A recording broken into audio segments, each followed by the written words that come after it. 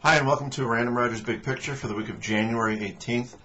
I want to talk about time and patience and allowing something to play out.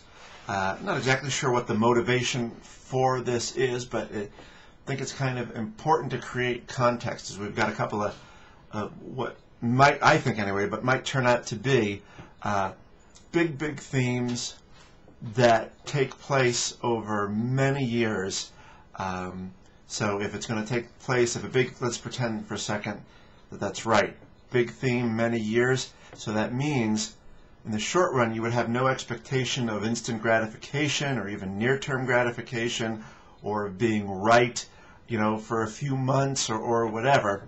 And, then it really boils down to your belief in the theme versus not believing in the theme. So a couple of examples. One that played out now to some extent, and one that I think will play out, but I think these two examples help paint the picture. So the first one is underweight financials. I don't talk about it as much, but I've actually been underweight financials going back to when I guess I first started in this part of the business, because the financial sector was greater than, with a few exceptions, greater than 20% of the S&P 500 for most of the bull market.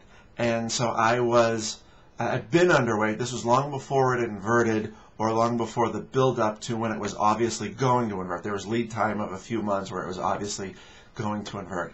This is just a sector weighting thing. And, this was like 2003, 2004 when I first started doing this, and so there was no inkling, at least I didn't have an inkling, of what was going on in terms of housing excesses and all of that stuff.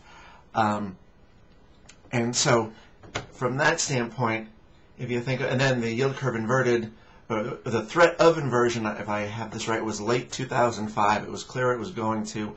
Then 2006, early 2006 is when it did. And so through all of that, I was saying I'm underweight financials. This is why. It usually means bad stuff.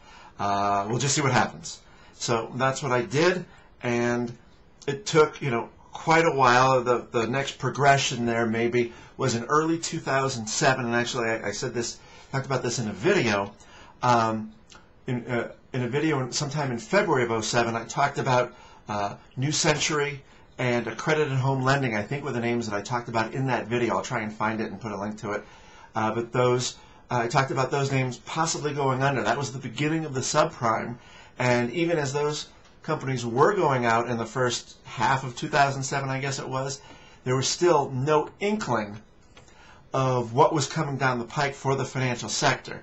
The group, I think, peaked in June of 2007, but the decline, and this is usually how it is, the first bit of the decline was not so bad.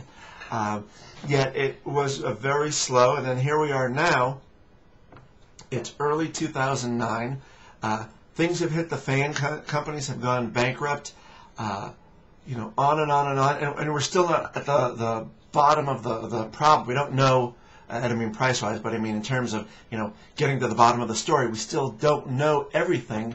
There are still things unfolding. This latest bit of news this week with Bank of America, being somehow caught off guard with, the size of the write-downs at Merrill Lynch or whatever. There's going to be more of that. So we're still not at the end of the story news-wise. I would imagine the stocks will turn up before the news ends. But so if you time it to right now, even though we're not done yet, you're looking at, I could make an argument for like 6 years of unfolding. That's a long time for something to play out. And it was, there was an excess of sorts with that 20% weighting way back when. But, here we are 6 years now, and it's still not resolved. Long time playing out. Another one that has not really begun to play out, or maybe I shouldn't say really, just flat out hasn't, is with U.S. Treasury yields. They are ridiculously low. I've not been satisfied with the yields, generally speaking, for a long time. There was a small window I think it was sometime in 2006 where two-year Treasury paper got up over the fives, and anyone where it was appropriate. I bought them two-year paper, that's now gone. I think it was 2006. But we've got very low yields. Now, with what's going on, yields are going to go up, but it might take 6 years. And the yields have to go up. Maybe we date that back a couple of years, as that they've been so low for so long now. Even though they have gotten lower, if you apply that kind of 6-year time horizon, we might be 5 years from or more, or maybe less. It's up to you. Away from yields got to go up actually playing out. It's, again, long-term theme. And so with this, it's more about patience, and with financials, just like I was saying the entire time the blog's been around, don't underweight the sector.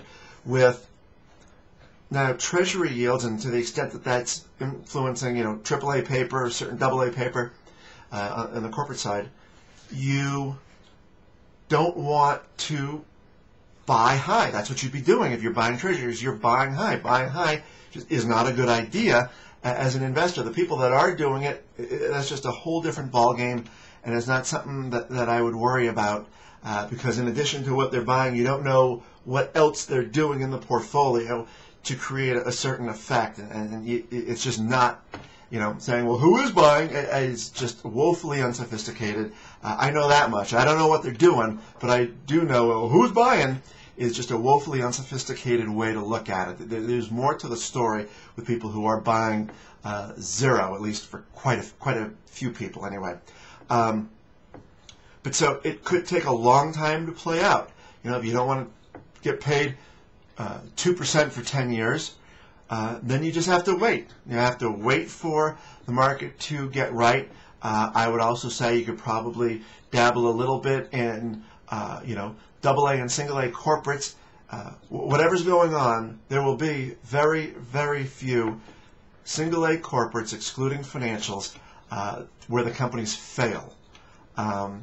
Failure is a pretty rare thing. The financial mess right now, exception that proves the rule. But the focus of this post is taking a long term to play out. And the way you protect yourself, so I said with financials, just underweight the sector. With the bonds, quite simply, just don't buy high. If you're getting 2% for 10 years, you are buying high. It's that simple. The consequence for the folks that do buy high might be 5-6 years out. I don't know. But you can do the simple act of not buying high. You can apply this logic to other things. China. There's no question China has become more globally relevant than it was 10 years ago or 5 years ago. That path will continue. Not immune from cycles, clearly, but it's going to continue. How do you access that? Well, you can buy in one way or another, realize that, for the first 6 months or year or whatever, you might be wrong. I bought in one stock. I disclosed China Mobile when we were down about 60% on the Shanghai Composite. I realize, it's not even an 8-share China Mobile, but save that for another day. And I expect I'll buy one more. I might not get that next name bought, for a year or two. It's patience and long-term playing out. Unless you're 90, you've got the time within the equity portion of your portfolio. Hopefully that makes sense. Hope you have a good weekend.